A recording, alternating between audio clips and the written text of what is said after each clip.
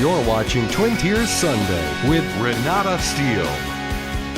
Hello and welcome to Twin Tiers Sunday. I'm Renata Steele with WENY HD News, and this week I am joined by Megan Parsons, who's been on the show a couple of times before, to talk about TEDxChemungRiver. Now we're going to get into exactly what that is in just a couple of minutes, but Megan, I want to thank you so much for coming on the show again to talk about TED. But first of all, for people who are not familiar with what TED is, either who is TED or what is TED? And I think that's the first thing that comes to people's mind if they're not familiar with TED and TED Talks. Yeah, absolutely. Well, thank you for having me, Renata. It's always such a pleasure to be here. So TED is actually a nonprofit organization, and some people confuse it and they say, who is TED? Who is this guy? But there is no guy. There's a whole group of people, and there's a man named Chris Anderson who's the curator of the organization. But it really stands for Technology, Entertainment, and Design.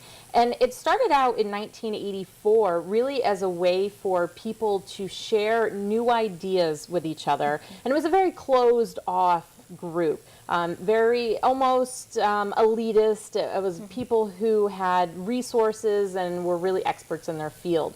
And then it was opened up well over 10 years ago to more of an application process where people could apply to attend the conferences, and that are held a couple times throughout the year.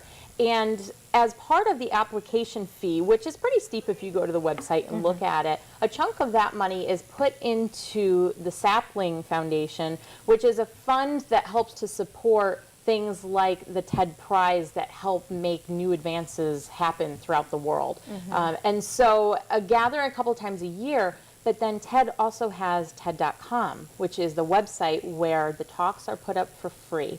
And people from anywhere in the world that have internet access can go and watch these really incredible ideas that are shared by people who really have interesting stuff to share. And those are translated into upwards of 45 different languages by volunteer translators. So people really are getting access to information they wouldn't otherwise get. And it seems that once TED was kind of opened up, and especially with the advent of social media and YouTube and Facebook as an organization, and its reach has really kind of exploded. Yeah, absolutely. And so I do not work for TED, and I'm not a representation of TED, but I am of TEDx. And I've been involved in the TED community for nearly 7 years. Back when they were just launching the website with all of the talks, someone had done a documentary about the behind the scenes of TED. And I thought it was so cool, and I thought, well, I'll put that on my bucket list for a someday maybe. And just so happened that somehow the stars aligned, and I ended up being able to attend a simulcasted conference called TED Active out in Palm Springs, California. And through that really got to understand more about what the organization is all about. But then when the TEDx program was launched, was able to then bring that to our home base here. And the X stands for independently organized event. So what we have to do as organizers is apply to TED for a license so that we can use their branding and so that we can abide by their guidelines and use their resources to make these things happen down at the home base level. I know it seems that as an organization, TED is probably very selective in how they pick and choose which applicants they would give that X designation to. And so when you found out that the application was approved and you were going to be able to bring TED down to this local level, what went through your mind at that point? Oh my gosh. I was nervous, I was anxious, I was beyond excited, I was jumping up and down. It was a really interesting time. So what happened was, when I came back in 2009 for my first TED Active, I'm asking my friends, do you know about TED, do you know about TED? And they're saying, I have no idea what you're talking about. And so it took me a good year and a half to lay the groundwork of, okay, this is what it is, and this is what they're doing, and this is what it is, and this is what they're doing. And then finally was able to get a small group of people together that said, okay, Megan, we'll do this with you. And that's when we applied for the license. So it was very much, this original group was very dedicated to making this happen in the area, but we had so much branding and education work to do that that's what we were up against at the time. So it was a little nerve-wracking, but we pulled it off, and it was amazing. And now, what was your reasoning behind wanting to have the license and bring the event locally? You mentioned you went to an event in Palm Springs, California, and what was it that inspired you that was like, wow, I can really get on board with this concept and think that the Twin Tiers could really benefit from something like this? That's a great question. I've been a community advocate for a long time around here. I could live anywhere I want to live, and I choose to be here. And people often ask me, why are you staying there? I love this area. I love the people. I love what it has to offer. And I was constantly looking for, how can we bring our community together? How can we re-inspire people and remind them why they chose to live here and why they want to live here? And so I kept searching through this format and this platform, and when I saw TED, I said, this is it, because it really takes some things out of the mix. So we're not allowed to talk about religion or do anything in that realm. There's no corporate agenda. And there can't be anything around politics. So while politicians may speak and religious leaders may speak, it's not trying to send that kind of message from any three of those realms. And for me, that makes it so that you can have a really safe place to share ideas without there being any kind of retribution. And so what we've chosen to do, and what the TED model is all about, is curating that safe place for people to share ideas, to connect with each other, so that they can really make new and original and interesting things happen in the community. And you mentioned the fact that you choose to live here, and I think that the same goes for me. I grew up in this area, and I could go anywhere and do anything, but I've chosen to make the Twin Tiers my home, and that's important to me.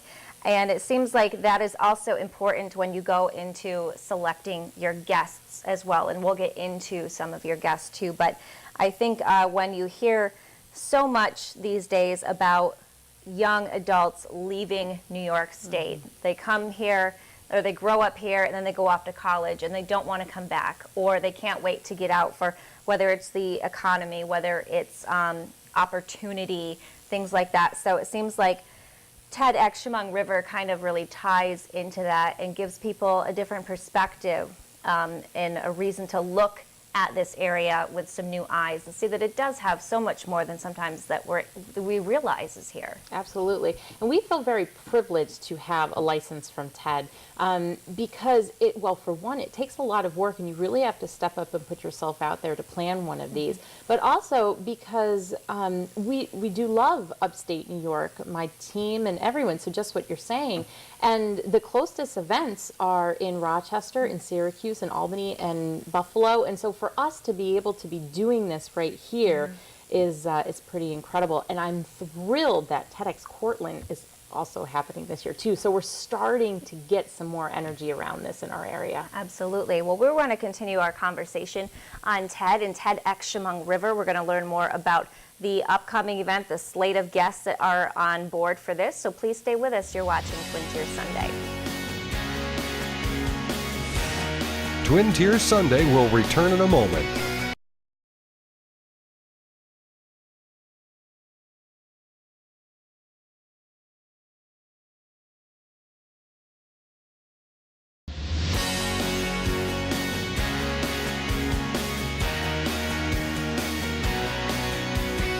And welcome back to Twin Tiers Sunday. I'm talking with Megan Parsons, who is the licensee of TEDxChemungRiver and also an event curator. And this year's TEDx event is coming up on November 9th. And Megan, we were learning about TED as an organization and what it does, a nonprofit devoted to ideas worth spreading. And you said that, well, there are ideas worth spreading here. There are really talented and inspirational people that have a message to send here. And through a lot of hard work, you got a local license. And now that TEDxChemungRiver is born out of that. And now this is, what, the third year for an event? So talk about, you talked about getting the license and really getting the ball rolling. But talk about those first couple of years and the growth that TEDxChemungRiver has experienced. So in the first year when we got the license, we thought, okay, so we've got the license, but the TED organization doesn't give you anything but a lot of moral support and some guidelines to work with. So it's not like they say, here's your website, now just fill in the blanks. So we had to recruit some additional people with really great skill sets in the area to build a website, to do all of our graphics work, to do marketing work and get the word out there. And then one of the most important things is then we also have to recruit speakers and performers to come and share their message on stage. And so the first couple years was a lot around making sure that we had our ducks in a row on the back end of things from an organizational standpoint and a volunteer management standpoint. While also working full-time paying jobs, because this does not pay anything, to really have the framework of the event ready. And then putting a call out to speakers and performers to see who in our community, who are the diamonds in the rough that are not doing a book tour right now, but have a really interesting message to share. And we can work with them and make sure that they have the guidance and the practice so that they'll give the talk of their lifetime up on stage. So the first 2 years was a lot of learning. How do we work with different vendors? How do we work with this AV? How do we have to tape them all and put them all on YouTube? There are so many facets to this. So the first year we did it at the Heights Theater, and it was a fabulous location. We had so much fun being in that historical space. We had about 75 attendees and 15 speakers and performers, and it was a day long. I mean, it was, and we went minute to minute to minute. And then last year we moved to the Corning Museum of Glass. And what that allowed us to do was to really open ourselves up from a visual standpoint and from a technology standpoint, because they have equipment that just boggles my mind. I mean, the place is fabulous. So having those sorts of resources allowed me as an organizer, not to have to worry about that so much. We could fundraise just a little bit more money, but then have a billion times increase in the level of quality that we were working with. And the guests last year, we had about 150, so we doubled from the first year. We had 16 sets of speakers and performers, but it was 22 people that we were working with to have this event throughout the day. And it was a lot of time and investment, but it was so well worth it. And sometimes when you're event planning, for those people, you've done events, I know, you get to this place where it's like, oh my goodness, how are we going to pull this off? And then when you get the reactions from the crowd and you see the emotion on people's faces that they really have seen something amazing, that makes it all worth it. And now for some of the speakers, maybe they've never really done any sort of public presentation or public speaking event on this scale before. When you come to them and say, you know, we really think that you would be have a great message to send, is there ever any sort of, well, gosh, like, I don't know how to talk about myself, and, you know, how do you get people on board to, if they want to share their message but they're not exactly sure how? That's a really good question, and we had a couple of those instances this year and last year. And so the really great thing is that both myself and one of our speaker and performer curators is we're both Toastmasters, and so we've gone through the training of how to help people learn how to speak in front of others and how to share their story. And then Randy Hewitt, also the president of the Community Foundation locally, has been speaking all over the place, and she's got a really great background, and so she's got a lot of skill to share. So what we do, and what we did this year that's a little bit more aggressive than in the past, is create this whole schedule of how we'll work with the speakers and performers. So it's not just, you guys send us a PowerPoint, we'll do one rehearsal, and then we put you up there. We started with them, back in April, we were starting to offer invitations to speak and having these conversations. And they've been doing an aggressive schedule ever since, with multiple drafts of their materials, with one-on-one conversations, and working through trying to find what their idea is. Because it's great if they can be amazing and polished and all of that, but when it comes down to it, these events are all about what that idea is that's worth sharing, that the community can then take out and share with everyone else. And so actually in September this month, we'll be starting to do rehearsals in front of smaller groups, giving feedback, working on doing it in a more live setting, and we'll do steps of those until we get to the point of doing the event. and we'll do a full dress rehearsal with them. So it's a lot about trust. It's building the trust with that speaker and performer to say, we have been building this, we are committed to this, we have put in the time, and we're not going to let you down. And then as volunteers, we have to do everything on our end to help them make it to the end, to be having a really great time. Absolutely. And so you have a full slate of speakers for this year. How many do we have? We have 11 secured, and we may have one more that we're just waiting to figure out literally international schedules about. So we'll find out soon whether that one will happen or not. Oh, wow. And now you mentioned that the whole basis of this is ideas worth spreading. And so for people who apply to be an attendee, what can they expect when they walk out of the TEDxChemungRiver event at the end of the day? What do we hope to accomplish here?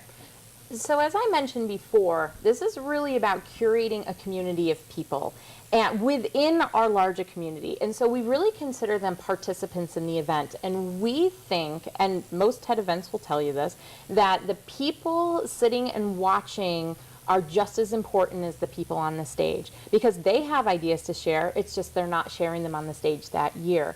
And so what we ask them to do is to listen closely, to build relationships throughout the day, to connect with each other, to build the energy, and then take what they learn. Now, from 11 speakers, they're not going to be able to take and share every single idea, but everybody will be able to take a few really substantial things out into the rest of the community in the area and share it with friends and family and coworkers and spread it around to whoever needs this information. So there really is an active piece to this where they need to be completely engaged in learning and concentrating and participating. This isn't an event where you go and you're sitting on your smartphone the whole time, because you are fully engaged with the people that are on the stage and the people that are surrounding you. All right, and if you are interested in attending the TEDxChemungRiver event, of course, we're going to tell you how you can attend. There's a process for that, so we're going to talk about that in our next segment and hear some about the amazing guests that are scheduled to speak, so please stay with us. Twin Tiers Sunday will return in a moment.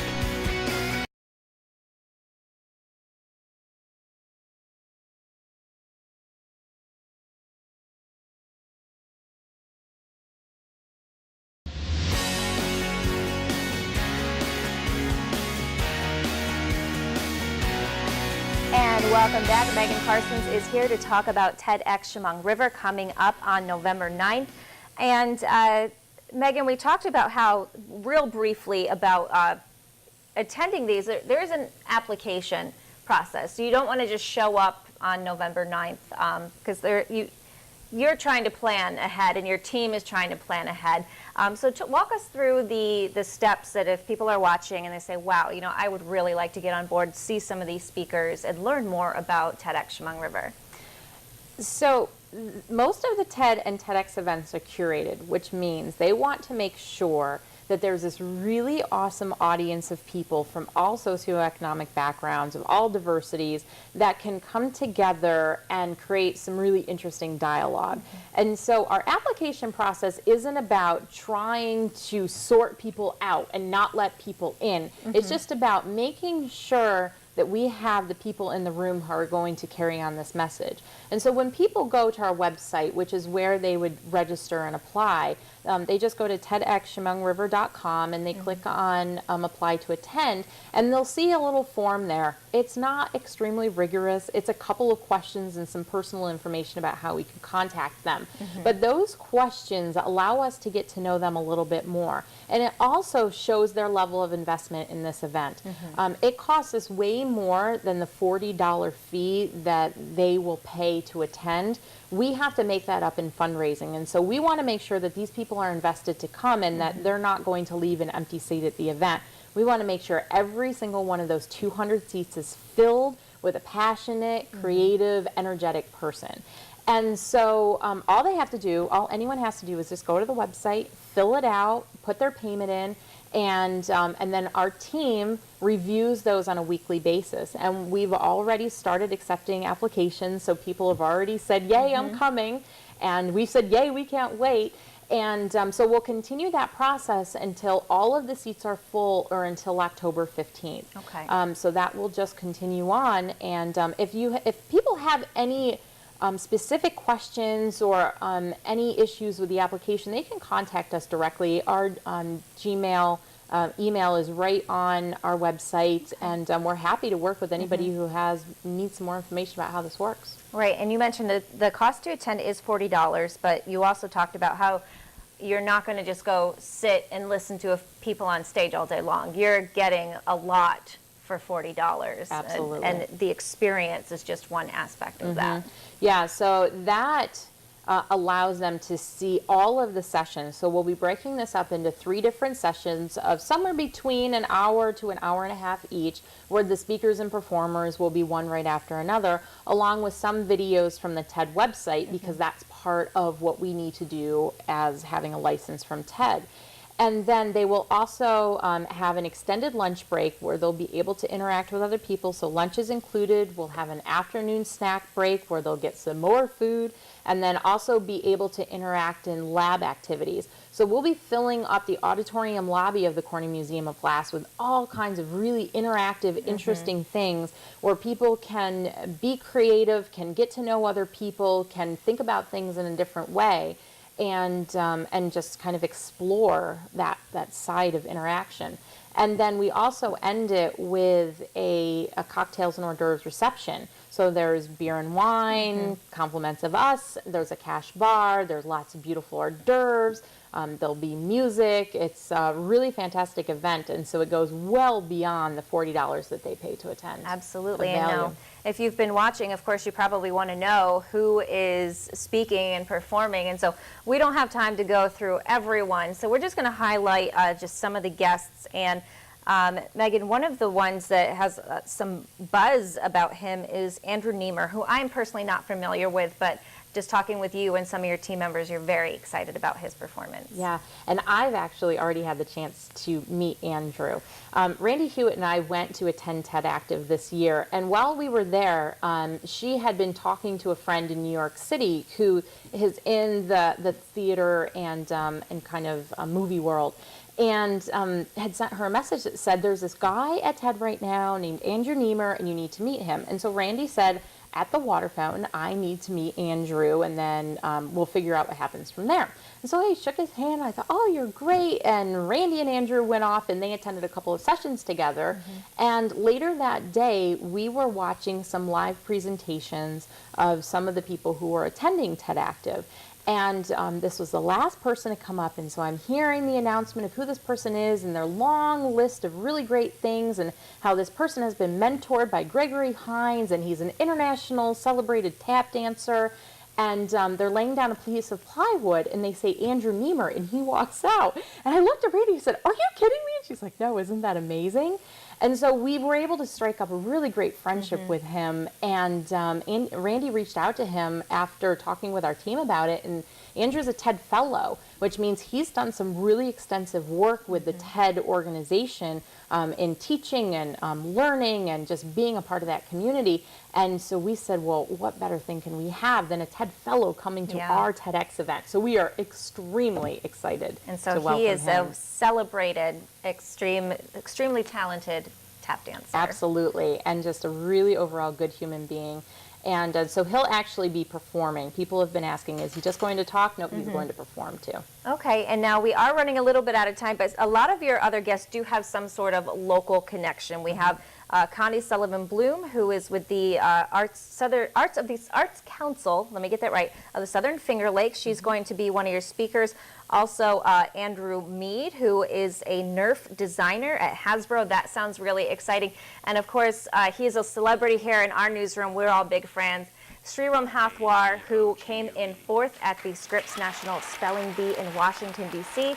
And so, you know, he's only 14 years old, and he's going to be speaking in front of a crowd of 200 people. Absolutely. And he was a speaker at our first event and has been the only speaker to get a standing ovation from our crowd. So we're thrilled to have him back this year. That's great. And again, so because we are short on time, people want to find more about TED. What is your website? I know you're active on social media as well. So TEDxChemungRiver.com, and our whole list of speakers, photo, bios, and everything is right on the page.